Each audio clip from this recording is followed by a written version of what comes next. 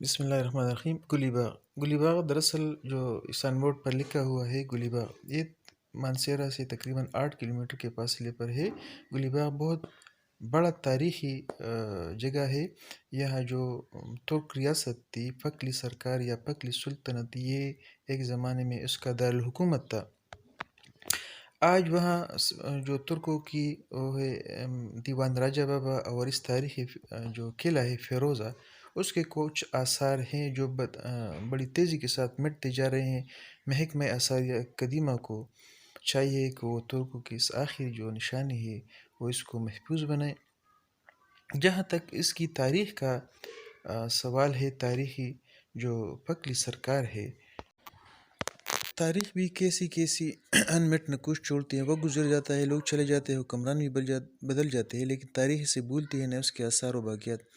Buffer Mansehra کے قریب دریا سندھ کے دائیں کنارے تلنگی کے خوبصورت پہاڑوں میں گرا کارلک یا کارلک ترکوں کا ایک ذیلی قبیلہ۔ ترک حکمرانوں کی تاریخ پکلی سرکار، جو موجودہ ہزارہ ڈویژن اور کشمیر کے بعض علاقوں پر مشتمل تھی، کے دارالحکومت گلی باغ میں موجود چھوٹے خوبصورت اینٹوں سے بنا ترکوں کی تاریخی قلعہ فیروزہ، ان کی عدالت ہاتھی میرا، جہاں ترک اپنے ہاتھی رکھتے تھے، اور سب سے بڑھ کر مزار دیوان راجہ بابا، ترک شاہی خاندان کے ایک بزرگ فقیر محمد خان، جس نے شاہانہ زندگی چھوڑ کر قلندر اختیار کی تھی، آج بھی سینکڑوں برسوں پر محیط ہزارہ کے عظیم ترک حکمرانوں کی عظمت ربطہ کی داستان ببانگ دوہل بیان کرتی ہے۔ ترکوں کے یہ آثار قدیمہ اور باقیات بڑی تیزی سے مٹتے جا رہے ہیں۔ حکومت اور محکمہ آثار قدیمہ کو آنے والی نسلوں کے لیے اسے محفوظ بنانے کے لیے عملی اقدامات اٹھانے چاہیے۔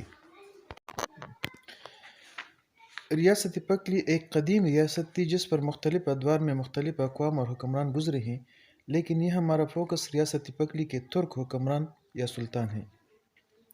دنیا اسلام کے عظیم ترک فاتح امیر تیمور کے فتوحات کا سلسلہ آگے بڑھا تو آپ نے 1398 کو پکلی سرکار کے اس وقت کے ہند حکمرانوں کو شکست دی۔ کابل واپسی پر آپ نے اپنے کچھ فوجی 1000 سے 3000 یہاں مانسیرا میں تعینات کیے تاکہ کشمیر سے کابل تک فوجی اہمیت کی اہم شاہراہ جو یہاں سے گزرتی تھی کو تحفظ فراہم کیا جا سکے۔ اس دوران مسلمانوں نے ہندوؤں کی حکومت کا خاتمہ کیا اور یہاں اپنی باقاعدہ حکومت قائم کی، جو کہ موجودہ ہزارہ ڈویژن اور کشمیر، آج کے مقبوضہ اور آزاد کشمیر کے کچھ علاقوں پر مشتمل تھی۔ ابتدا میں یہ حکومت کابل کے براہ راست کنٹرول میں تھی، لیکن 1472 میں امیر تیمور کے پوتے شہاب الدین خان کابل سے یہاں آئے اور اپنی خود مختار حکومت قائم کی، جس کو پکلی سرکار کا نام دیا گیا اور گلی باغ کو اس کا دارالحکومت بنایا گیا۔ آئین اکبری میں بھی اسے پکلی سرکار کے نام سے یاد کیا گیا ہے۔ پکلی سرکار کے ترک حکمرانوں نے اپنے لیے سلطان کا لقب اختیار کیا۔ مغل دور میں پکلی کے ترک سلطانوں کے تعلقات مغل حکمرانوں سے بہتر رہے۔ ان مقامی ترکوں نے مغلوں کی حکومت کو تسلیم کی تھی۔ چونکہ کشمیر کو بڑی شاہراہ سے گزرتی تھی، اس لیے شہنشاہ اکبر اور شہنشاہ جہانگیر باری باری مانسیرا کے راستے کشمیر گئے، جہاں انہوں نے پکلی سرکار کی دارالحکومت گلی باغ کے اس تاریخی قلعہ فیروزہ میں قیام کیا۔ مغلوں کے دور میں پکلی سرکار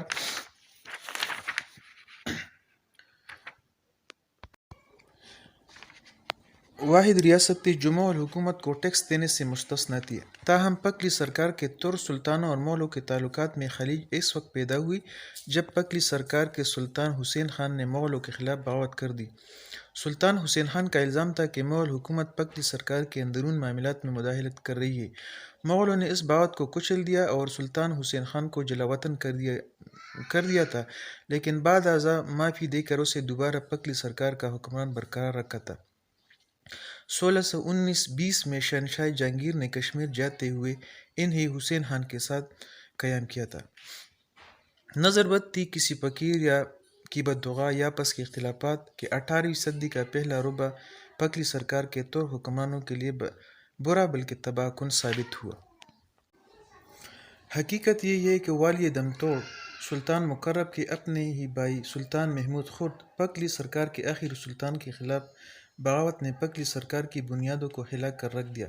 گو اس بغاوت کو دہلی سلطنت کی مداخلت سے شکست ہوئی تھی، لیکن اس بغاوت نے ترکوں کو اندرونی طور پر اتنا کمزور کیا تھا کہ وہ اپنی پرانی طاقت کو کبھی حاصل نہ کر سکے۔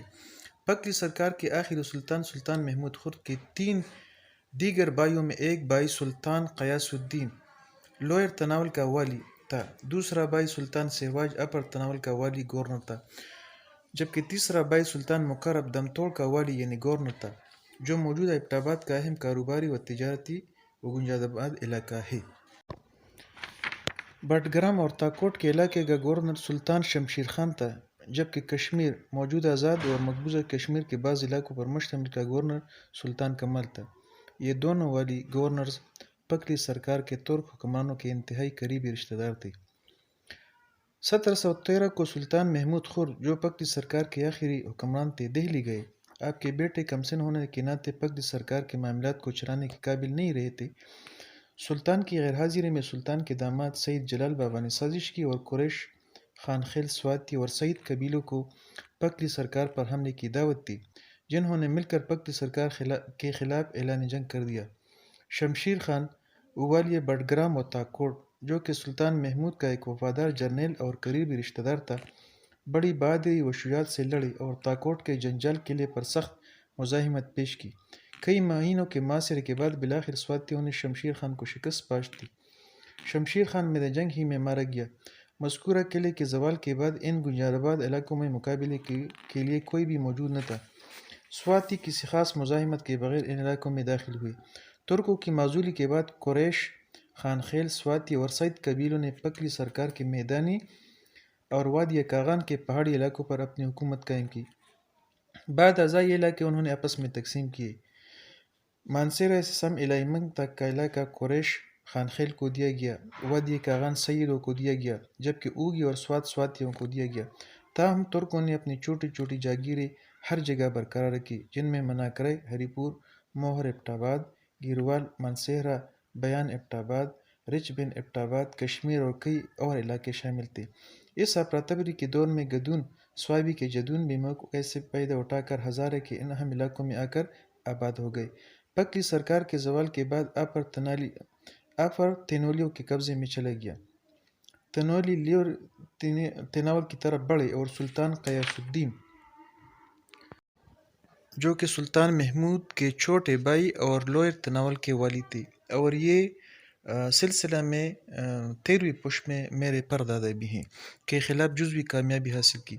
سلطان قیاس الدین کو اس کے ہیڈ کوارٹر شیروان، موجودہ ایبٹ آباد سے 35 کلومیٹر مغرب میں ایک علاقہ اور تحصیل ہے، جو کہ ترکوں کے دور میں لوئر تناول کا صدر مقام تھا، تک محدود کیا گیا۔ تناول کے ان علاقوں پر ترکوں نے مزید 90 سال یا کچھ زیادہ حکومت کی۔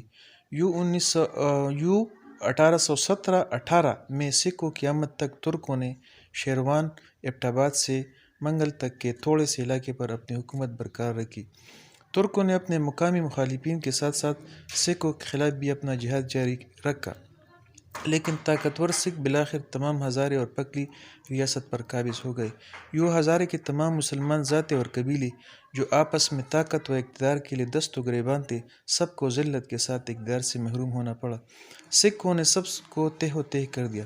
ترکوں نے 1398 سے 1713 تک 315 برس پکلی ریاست، موجودہ ہزار ڈویژن و آزاد کشمیر پر بلا شرکت غیر حکومت کی، جبکہ 1713 سے 1816 تک 103 سال تھوڑے سے یا محدود علاقے پر حکومت کی۔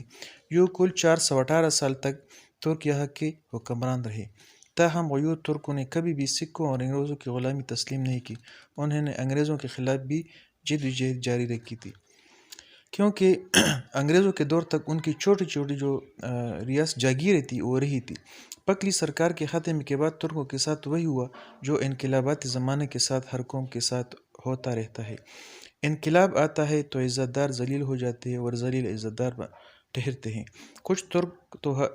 کچھ ترک تو ہری پور، مانسیرہ، ایبٹ آباد اور ہزارہ کے کئی دوسرے علاقوں میں بدستور رہے، لیکن کچھ کو نقل مکانی کرنا پڑی۔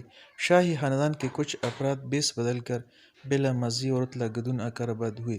کچھ کو کشمیر میں جائے پناہ تلاش کرنی پڑی، کچھ کو ہزارہ کے پہاڑوں میں جانا پڑا۔ گو ان کی سلطنت اور اقتدار اب نہ ہے، لیکن ہزار اور کشمیر کے لوگ آج بھی اپنے ان سابقہ ترک سلاطین کی آل اولاد کو راجہ راجہ پکارتے ہیں۔ ان کی اکثریت بھی اپنے ناموں کے ساتھ راجہ لکھتے اور بولتے ہیں۔ ان میں کچھ امیر ہے تو کچھ کوڑی کوڑی کے محتاج۔ ہاں، انقلاباتی زمانہ کے ہر دور میں یہی نتائج تو ہوتے ہیں۔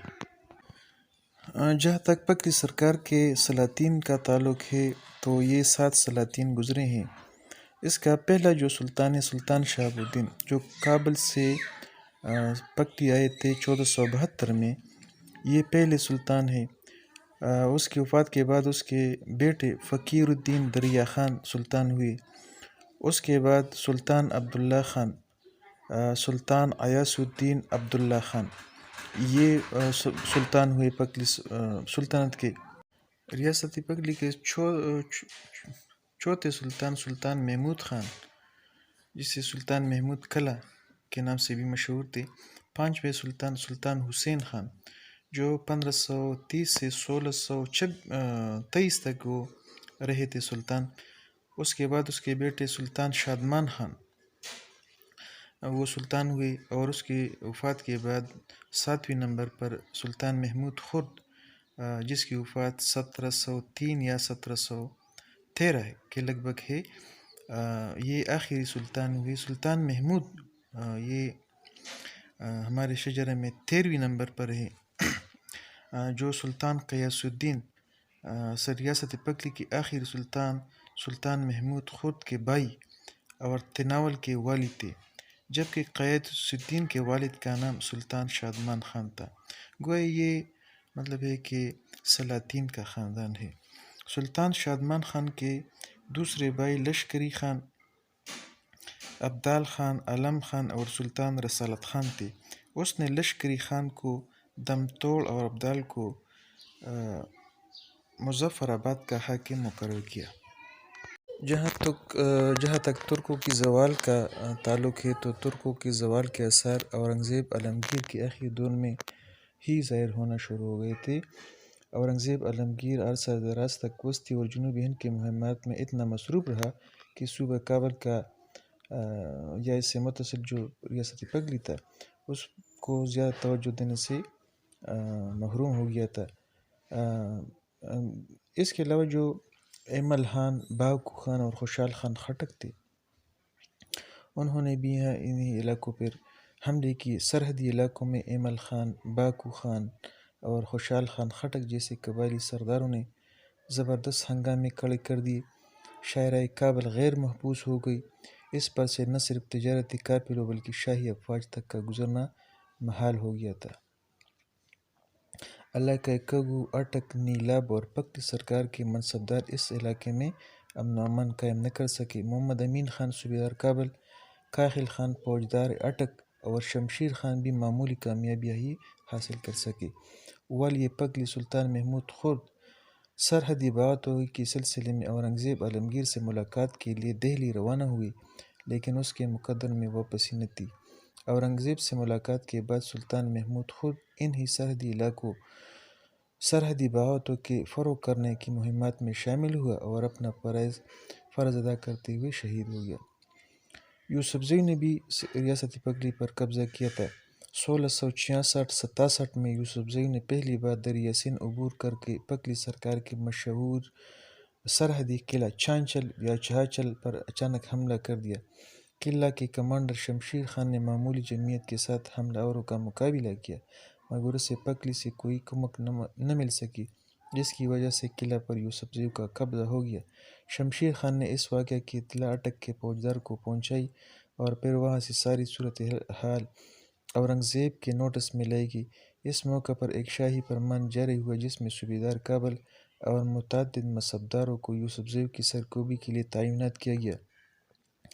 ان منصبداروں کی اجتماعی کوششوں سے یوسفزئی کو اس علاقے سے پسپا ہونا پڑا، بلکہ شاہی خاندان افواج نے سوات اور باجوڑ کے علاقے میں داخل ہو کر کئی اہم مقامات پر بھی قبضہ کر لیا گیا۔ اس کے علاوہ جو ہوا مطلب ہے کہ یوسفزئی کی جو مختلف ایمل خان، باکو خان اور جو گدن امازئی یا گدن علی زئی، عثمان زئی دورانی اقوام 1719-20 میں دم توڑ کے دونوں ترک خاندانوں کے مابین ایک خانہ جنگی شروع ہوئی، اور ایک ہی رات کی لڑائی میں ترکوں نے جی بھر کے ایک دوسرے کی گردنیں ماری اور لڑائی کے خاتمے پر ان کی کچھ ہی قابل ذکر افراد بچے تھے۔ یعنی ترکوں کے اندر جو کچھ خاندانوں کے درمیان آپس میں بھی جو لڑائی ہوئی تھی، اس میں ہزاروں ترک وہ جو وفات پا گئے تھے، اور اسی موقع سے فائدہ اٹھائے ہوئے گدون، علی زئی، عثمان زئی دورانی اقوام نے بھی یلغار کی۔ اس صورتحال سے فائدہ اٹھا کر جدون کسانوں نے علاقے گدون کے جدون باشندوں کو دعوت دی اور انہوں نے بغیر کسی مزاحمت کے دم توڑ اور علاقہ رش پر قبضہ کر لیا۔ دم توڑ کا قصبہ سلطان مقرب خان کے شورش کے وقت ہی تباہ تھا، لیکن ترکوں کی اس نئی خانہ جنگی نے اسے بالکل ہی تباہ و برباد کر ڈالا۔ توربیلا کے علاقے سے گزر کر علی زئی اور عثمان زئی قبائل نے میدان ہزارہ کارلا کی طرف آگے قدم بڑھانے شروع کیے۔ اسی طرح ولایت پکلی کے تمام قابل ذکر علاقے ایک ایک کر کے ترکوں کے قبضے سے نکل گئے۔ دم توڑ پر جدونوں کے قبضے کے تقریباً 15 سال بعد یہاں دورانیوں کی پیش قدمی کا سلسلہ شروع ہو گیا۔ اس زمانے میں سلطان غیاث الدین حاکم تناول کی اولاد میں سے اصالت خان نے بحالی کا موضع آباد کر کے اس کے ارد گرد کے چند موضعات پر قبضہ کر لیا، اور اس طرح مزید کچھ عرصہ تک کے لیے ان علاقوں پر ترک قابض ہوئے۔